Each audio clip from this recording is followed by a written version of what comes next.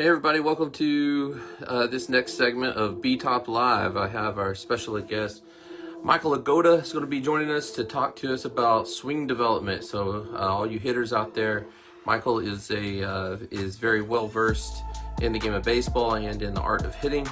And so we will be bringing him on in just a minute to talk about that. But before we get started, just want to remind everybody, please, if you're watching this, please feel free to join in, ask questions, make comments. We'll do our best to filter through them.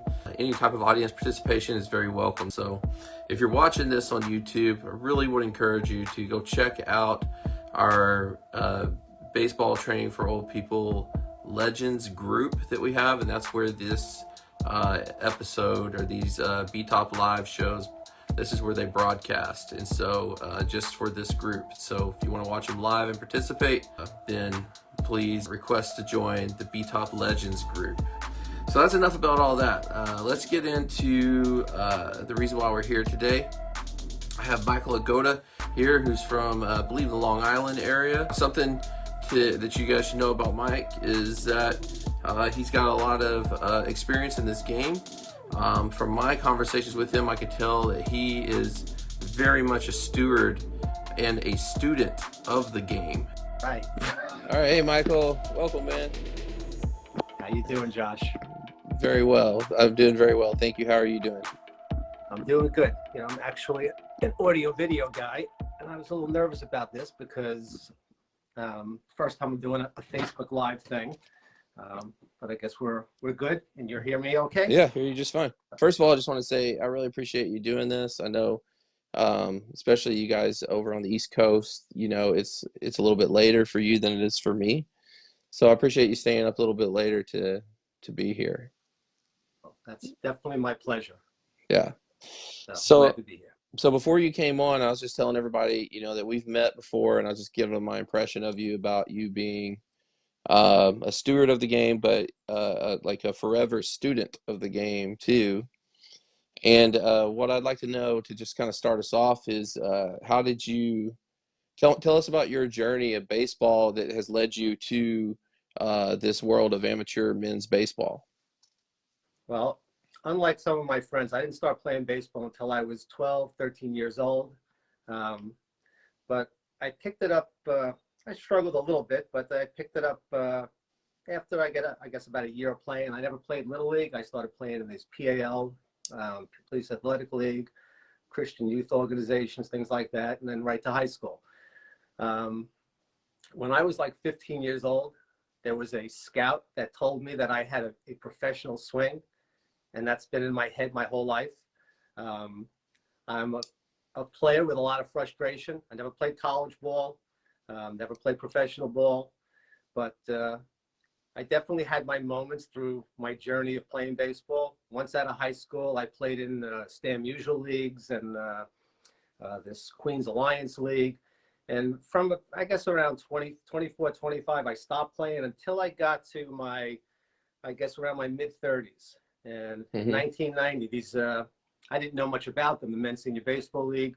That's a league that Steve Siegler started. I think it was around 1986, 87, somewhere around there. Started out with 4 teams, doubled to 8 the next year. And by the time I knew about it in 1990, it was a pretty organized league, at least on Long Island.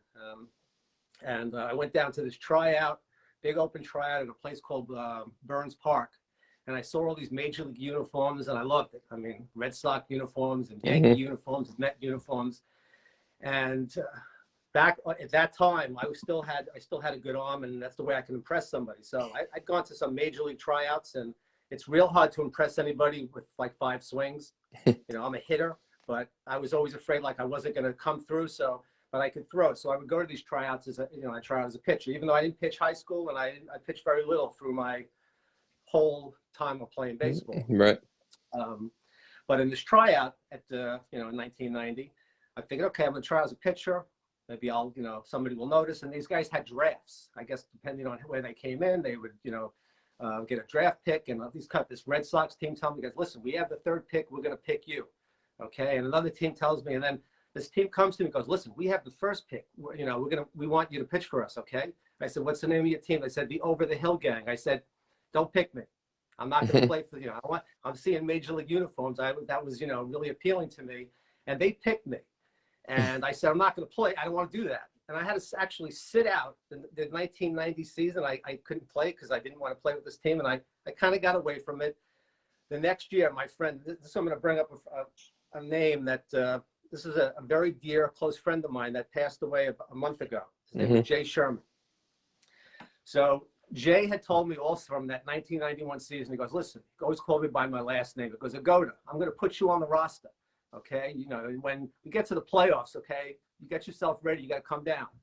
And I said, okay, sure, Jay, sure. And the whole season went by, and I wasn't really thinking much about it. And I kind of got, once you're out of baseball, you don't really, maybe you think about it, but I thought I wasn't going to be able to play anymore.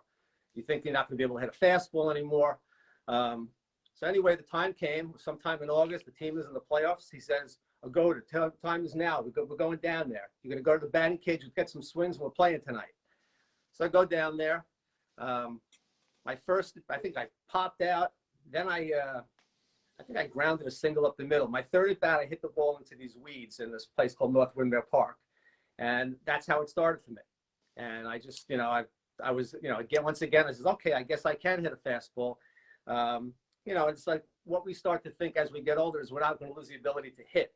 It's really more we lose the ability to play defense and run the bases because we start to lose our athleticism. Right. So that's, what I've learned over the years is, how to take care of myself better so I can continue to play. And so I started these leagues I was 35 years old in 1991. And I've had many injuries, many surgeries. I joke around that I lead the league in surgeries, but it's not a joke. I don't know anybody that has more surgeries than me. I've had my right shoulder, my throwing shoulder, operated on 5 times. But I find a way, and I train. I get myself, I'm very into preparing and being organized, and that's what I do. So I've been playing mostly on instead of off, but pretty consistently since '91 up to this point. And each year it's 1 year at a time now. I don't think about 2022. I'm thinking about this year, and that's it. That's awesome, man. And how old are you now? I'm 63. 63 is so cool.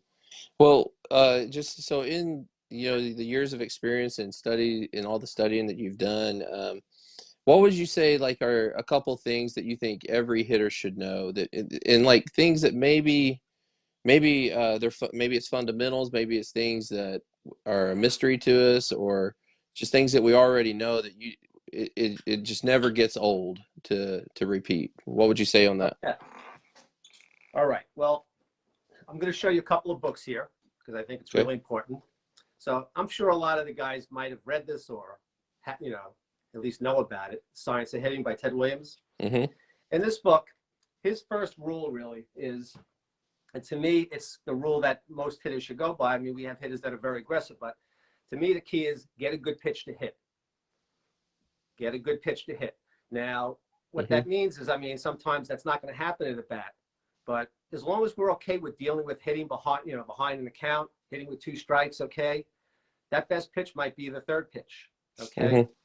If it's the first pitch, see, I have this, my philosophy about hitting and what I do in a game is the first time I see a pitcher, it's not just my first at bat. The first time I'm seeing any pitcher, could be in the first inning of that starting pitcher, or it could be in the 7th inning, a relief pitcher.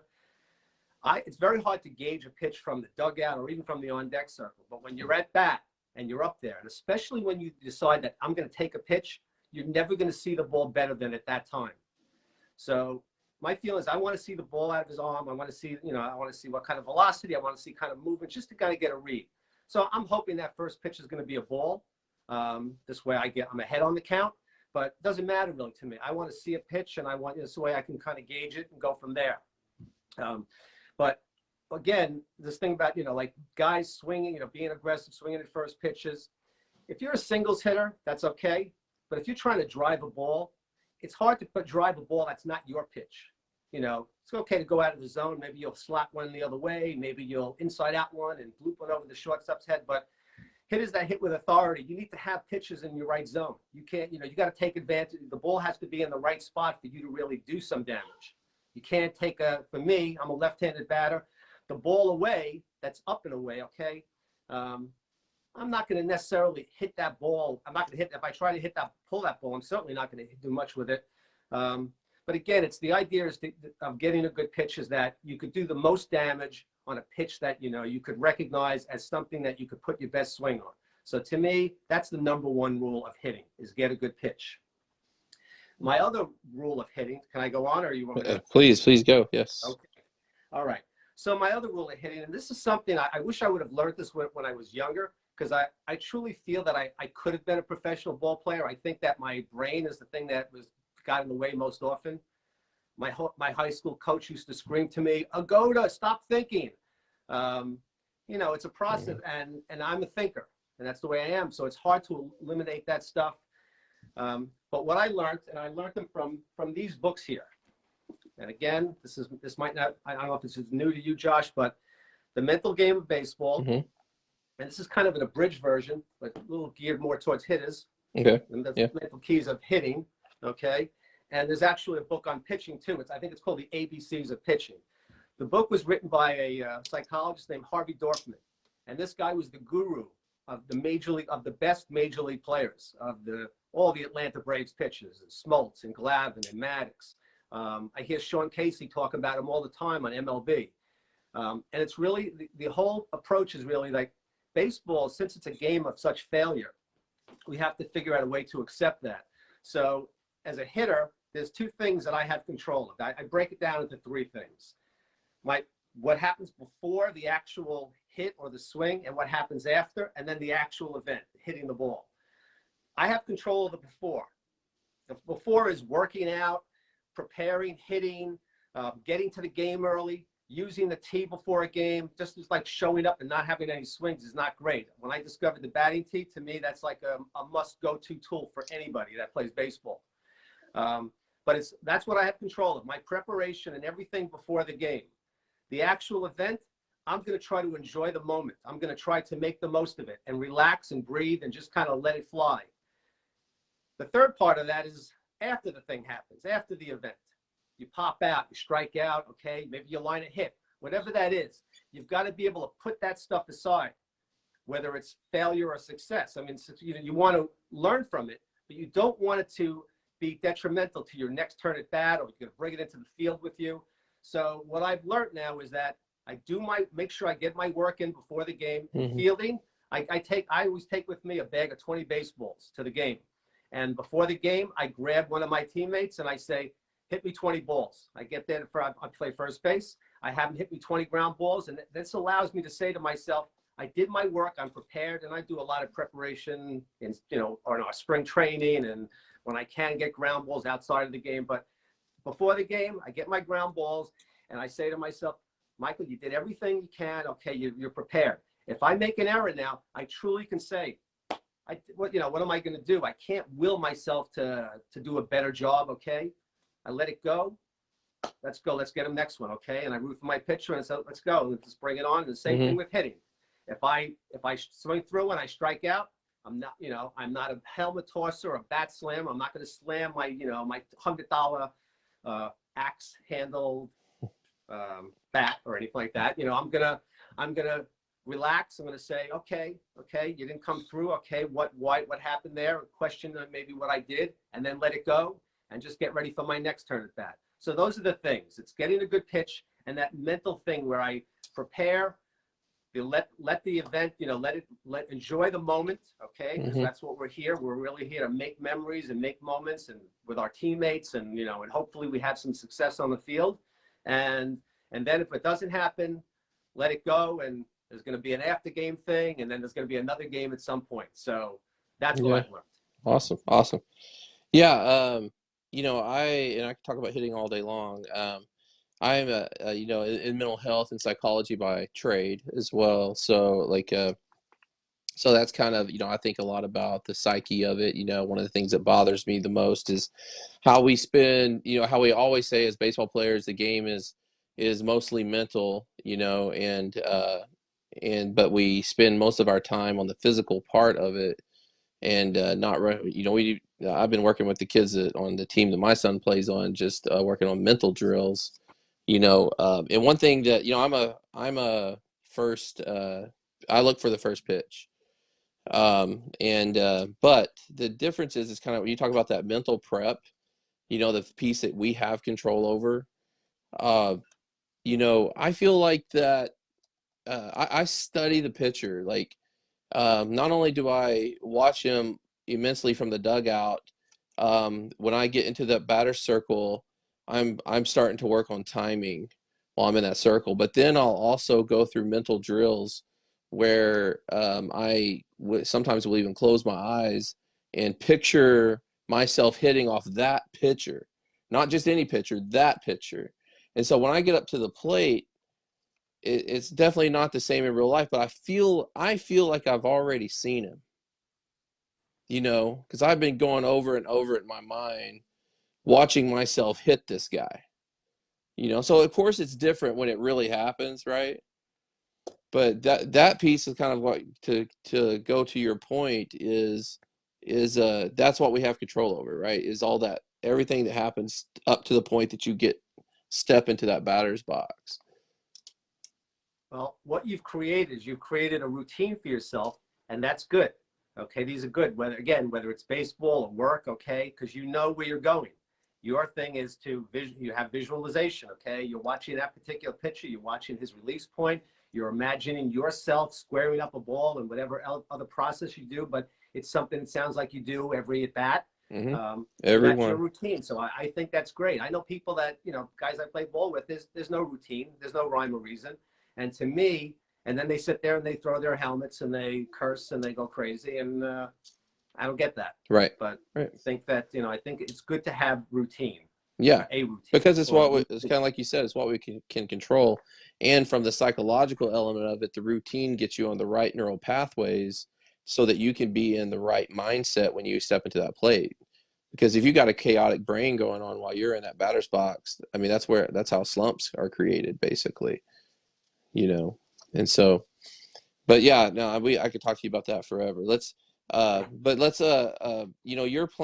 You have managed to play ball into your 60s, and you're saying it's 1 year at a time right now, which my thought is that's how it is for everybody. Even if you don't want to admit it. But what would you suggest players start doing now if they want to play this game into their 60s or 70s? Oh, it's backwards for me. Read to a real men do. Okay. Oh, yoga. Yeah. Well, it says real men do yoga. Yeah. Okay. There's not a single exercise that can beat that. But besides that, okay, to me, the batting tee, I have a batting cage in my yard. I've had it for 13 years now. It's a really great batting cage. Yeah, I've seen it. But the greatest tool that I have, okay, and I discovered this, again, from, I actually borrowed it from my friend Jay. And then as soon as I played it with it for the first time, okay, I said, wow, this is the greatest tool ever. And then I started to do research, and Tony Gwynn that was like his main thing, and all these great hitters. You want, like people that, especially guys in my, like that I play ball with, such a misconception that T is for T-ball, okay, for kids. Well, the tee is like the go-to tool for most major league players because you can replicate a pitch on the outside corner, inside, out in front, deep, all these different things, okay? So it's really a great tool. And that's, I just, I think it's really, it works for me, and I love it. Yeah. To your question, back to the question again was? Just what you would recommend people do if they want to play ball as long as you have been able to. Well, as far as everybody's got their way to train, to diet, to watch what they eat or eat better. I've learned that, I can't always do it, but cutting out the carbs and the sugar makes my joints feel a lot better. Absolutely. I wish I could stick with that, but I never ate a devil dog I didn't like. Okay. Love the whole Drake's Cake line. You can see in my refrigerator, there's ring dings and Yankee. Do they have that stuff? No, not that I'm aware of. So. Yeah. Okay. Well, I guess New York is that struggle with weight. Okay, it's all Drake's fault. But you guys walk everywhere, so. Well, yeah, that's Manhattan. This is Merrick, Long Island. We Yeah. are in the suburbs here. We're not in the big city. Right. We can kind of see that we're about 20 miles away from the big city. Right. Yeah. Well, you talked about yoga. My wife does yoga, and I have to admit, it's pretty badass. Like I was telling her the other day, I was like, you look like some kind of like karate expert is what it looks like to me. The way she moves and her body's so toned. But I've done some yoga exercises before, and I have never sweated so hard standing so still in my life. It's, It, it you just to stabilize your body, yeah, okay? Just doing certain positions. I mean, it really is incredibly good for your balance. yeah, It works your whole body. I know men that say to me, they go, "Oh, my body doesn't move that way." Well, a good yoga instructor will modify a position so you can get something out of it. You keep with it, you keep getting better and better, or just doing more and more. hmm But it's just a great routine to be in, and yeah, I would swear by that. I think it's really a great yeah, thing for anybody to do. yeah. Well, thanks, man. So, I have seen some video of you that you had shared on one forum or another, and man, you could mash. I don't know if it was an older video or not, but I mean, the swing. You said your coach said you had a major league swing. I was like, holy crap, Michael can freaking mash. You still hit Well, like that? I don't hit the ball consistently deep anymore. I will turn on one and hit one out. Um, and you just lose that I have lost the consistency. I'm still, people look at me, they think I'm a good hitter. Um, but I'll tell you a quick one about my swing. Okay. Again, I've heard from the time I'm a kid, I've heard about my swing, and I hear it all the time. So one day, my wife, this was probably, I don't know, 15 years ago, 20 years ago, I'm up at bat, and the umpire starts talking to me. And whatever I did at bat, maybe I grounded out or something. And so my wife comes over, her name is Nancy. She says, what was that umpire saying to you? I said, well, he said I had a major league swing. So she said, well, yeah. She goes, well, what good is that if you don't hit the ball? That's well, I see. My wife was like, there's a comedian, Stephen Wright, very dry sense of Yeah, humor. yeah, That's my wife. So yeah, I always enjoyed that one, and I tell that one because there's yeah, truth to it. Okay, as good as my swing is, if I yeah. don't have success with it, what good is it? And this is what drives me to hmm try to be, even at 63 years old. Okay, trying to hmm figure things out. I know one of the topics that I think we were going to talk about was, what do I think of launch angle? Yeah. Okay. Well, I started talking about this stuff, quite a few years ago. There's a really great book. Again, you guys should look into this. Okay. It's called Swing Kings. It's about these 6 or 7 hitting gurus that were not professionals. Some of them were college players, never made it to pro. Some of them were just high school coaches. And all these guys now have major league jobs. These hmm guys saw hitting differently than a lot of major leaguers did, because major leaguers or major league coaching had kind of an old school way of thinking of things. Swing down at the ball, okay, level swings. There was just a lot of kind of antiquated theories about hitting. Now, I'm not a believer in launch angle per se. Like, I'm looking to elevate the ball, but I'm not looking to swing up at the ball. If you swing, and again, this guy had it right 50 years ago. Okay, what he talked about hitting, this is what they're talking about now, Ted Williams, because he believed that you have to swing slightly up because the pitch is coming slightly down. So if the pitch is coming at a down angle, okay, if let's say it's coming down at whatever the degrees, 12, 14 degrees, if you're swinging up at that same angle, okay, you're going to be on what they call online or on the bat plane. And that's your best chance because it's geometry. It's basically, the intersection of 2 lines. If one is level, your swing is level and the pitch is coming down, you have to hit things just right. And the hmm timing has to be exact. Whereas if you're on the same path as the ball, your swing is up 14 degrees, the ball's coming down 14. Now, whether I meet the ball further back or further up, as long as my barrel is there, my timing it's a little bit more forgiving of not having perfect timing, because nobody could have perfect timing, especially talking about major leaguers seeing, 95, 100 miles an hour with movement. So the idea is to get the bat in the bat path, in the plane of the pitch. And that's why we swing slightly up.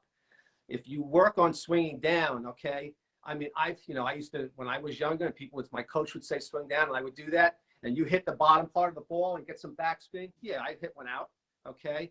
But consistently, no. And, batting average wise, I think you're going to be much better if if your swing is on the same plane as the ball, which means a slight elevation. You cannot swing, you swing level, I don't care, that might be your natural swing, and that's great. But if, let's say you're trying to work on being better, okay, and we're all, none of us have it all figured out, even the great ones. So I believe that that's important, to be on plane with the pitch, more so than launch angle. Right. But man, I really appreciate you being here, and everybody watching this. It would do you some good to listen to what Michael has to say. As you can tell, he's not interested in tooting his own horn. He showed probably 5 or 6 or 7 books. He is a student of the work of others, and then just like us all, we take that and we adapt it into our own style. And so he has his own style too. So I just tell you that pay attention for his videos and tutorials and stuff as they come across our group page, and go check out the Hitters Workshop and join his Facebook group for that too. So Michael, appreciate having you, man. Josh, it was really my pleasure. I love what you're doing. You keep it up. Thank you, man. You take care. Have a good night. You too. All Thanks right. a lot. Bye.